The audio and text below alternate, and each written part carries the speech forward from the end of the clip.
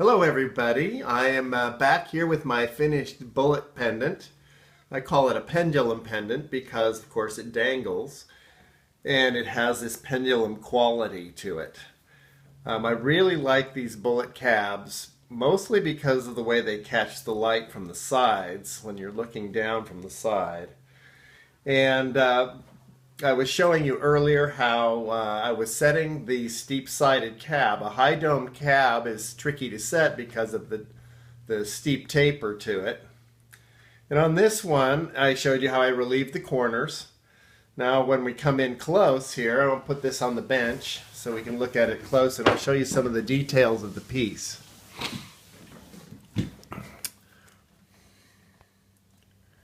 There we go. So first of all, you can see there are four, I'm going to use my scribe to use a pointer. We have four 12-point diamonds, so just a little under a ½ carat of diamonds. And when I bring this to the side here, you can see that the corners are now totally closed.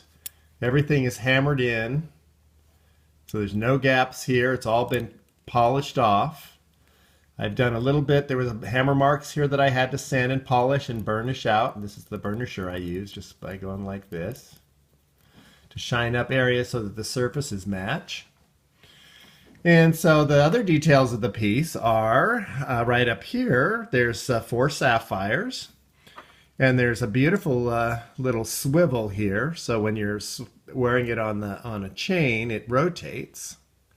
There's a ball and socket joint right inside here. The bale has a double catch, safety here, and then that pops open there.